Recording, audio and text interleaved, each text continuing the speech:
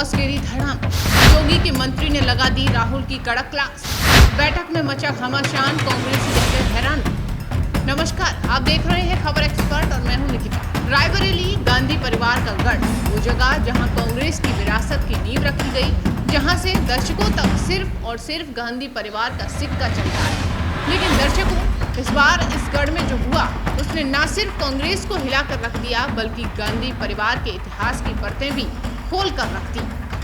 वो इतिहास जहां इंदिरा से लेकर राहुल तक बॉस बनने की परंपरा चली, जहां कांग्रेसियों के लिए चुप रहना और सिर झुकाकर सुनना ही मजबूरी थी।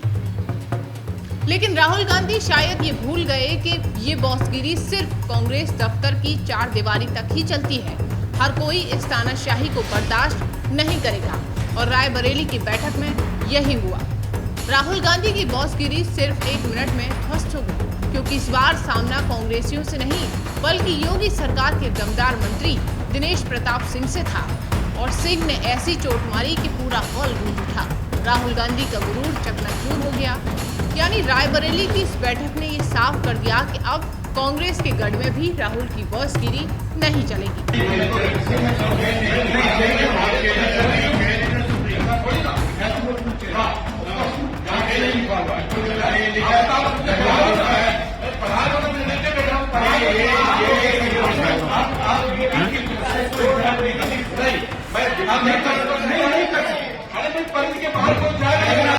अब बड़ा सवाल ये है कि आखिर ऐसा क्या हुआ कि राहुल गांधी बवाल पर उतर आए। क्यों राहुल गांधी को भरी महफिल में फटकार पड़ गई और क्यों बीजेपी के मंत्री ने राहुल गांधी को सबके सामने लताड़ दिया। तो चलिए आपको दिखाते हैं पूरा मामला और तस्वीरों के साथ बताते हैं पूरी सच्चाई। रायबरेली में हुई दिशा बैठक, यानी जिला विकास समन्वय और निगरानी समिति की बैठक। यहाँ राहुल गांधी पहुंचे थे, लेकिन बैठक का मकसद विकास के मुद्दे थे। राहुल गांधी को लगा कि हर मुद्दे पर वो अपनी मनमानी करेंगे, एजेंडे को दरकिनार कर राजनीति की जमीन तलाश लेंगे। लेकिन शायद राहुल गांधी ये भूल गए कि इस बार उनका सामना उन कांग्रेसियों से नहीं था जो चुपचाप सर झुकाकर सुन ले, बल्कि सामने थे योगी सरकार के सख्त मंत्री दिनेश प्रताप सिंह, जो नियम और सिद्धांतों को सबसे ऊपर रखते हैं। और यहीं पर राहुल गांधी की बॉसगिरी पल भर में ढह गई, क्योंकि मंत्री ने भरी महफिल में राहुल को ऐसा आईना दिखाया कि कांग्रेस का गढ़ भी गूंज उठा।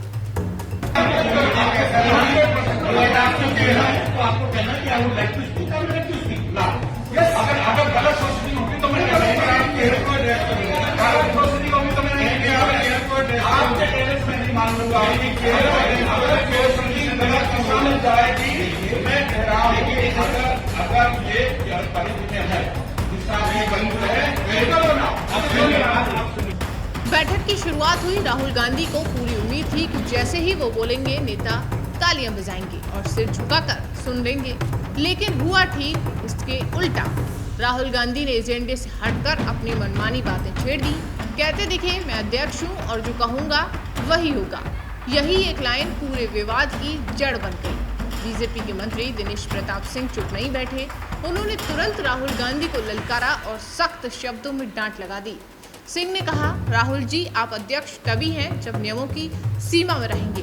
ये मंच राजनीति का कोई अखाड़ा नहीं है। आप मालिक नहीं, सिर्फ सुपरवाइजर हैं। बस फिर क्या था, माहौल गर्मा गया। चारों तरफ शोर शराबा, कांग्रेसियों और बीजेपी नेताओं में जमकर बहस और राहुल गांधी की बॉसगिरी देखते ही देखते ढह गई। हंगामा इतना बढ़ा कि कांग्रेसियों को भी सिट्टी पिट्टी गुम हो गई। वहीं दिनेश प्रताप सिंह ने साफ ऐलान कर दिया, दिशा बैठक के 43 एजेंडे हैं और उनसे बाहर एक कदम भी नहीं बढ़ने देंगे। यानी राहुल गांधी जो बैठक अपने फायदे का मैदान बनाना चाहते थे, वो दाव उन्हीं पर उल्टा पड़ गया और भारी भी पड़ा।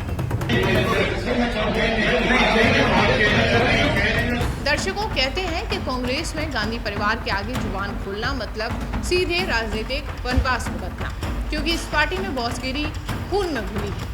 इतिहास के पन्ने पलटिए, नेहरू से लेकर इंदिरा, राजीव से लेकर सोनिया, सबका अंदाज यही रहा है कि मेरी बात ही आखिरी बात है। इंदिरा गांधी ने जब आपातकाल लगाया था, तब सोचा था कि सत्ता उनकी जेब की चीज है, जो चाहा वो किया। सोनिया गांधी के दौर में भी जो लाइन से बाहर निकला उसे किनारे कर दिया गया और अब राहुल गांधी भी ठीक उसी राह पर हैं। लेकिन कहते हैं समय बड़ा ही बलवान होता है। वक्त बदल चुका है और आज के नेता हुक्म मानने वाले गुलाम नहीं रहे। रायबरेली की दिशा बैठक में यही हुआ। राहुल गांधी ऊंची आवाज में अपनी मनमानी थोपने की कोशिश कर रहे थे। कह बैठे मैं अध्यक्ष हूं और जो कहूंगा वही होगा। मैंने इसे देख करके बहुत दुख हो रहा है कि राहुल गांधी को ये कांग्रेसी कहां ले जाना चाहते हैं। ये भारतीय जनता पार्टी नहीं, ये कांग्रेस की सोची समझी रणनीति है कि जब तक गांधी परिवार खत्म नहीं होगा तब तक सामान्य भारत के कांग्रेसियों को राजनीति का अवसर नहीं मिलेगा।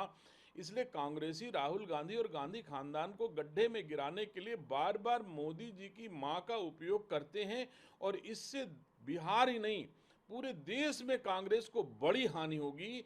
तो आप जानते हो कि जब कांग्रेस का जो सिस्टम है, जो राहुल गांधी की पीआर टीम है जिसमें कांग्रेस के बहुत सारे लोग हैं, वो जो सुझाव देते हैं, ऐसे सुझाव देते हैं कि मोदी को आप गाली दो, मोदी को इस तरह बोलो, मोदी की मां को इस तरह बोलो, भारतीय संस्कार संस्कृति के विपरीत बोलो, तो मैं नहीं समझता हूं।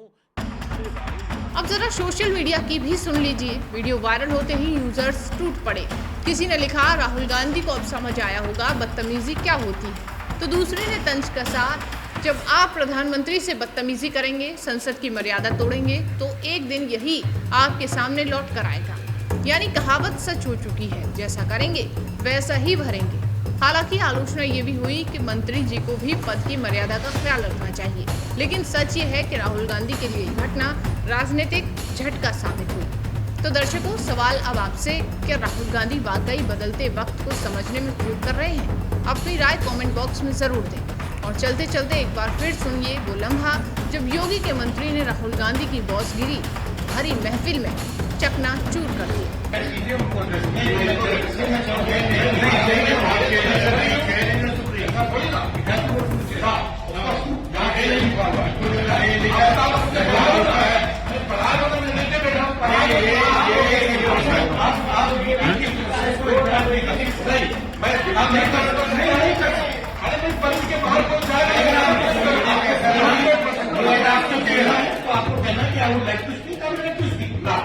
अगर गलत प्रोसीडिंग होगी तो मैं गलत प्रोसीडिंग होगी तो मैं आपके केस में नहीं मान लूंगा। अगर प्रोसीडिंग गलत दिशा में जाएगी, मैं कह रहा हूँ कि अगर ये परिधि में है, दिशा में बंद है,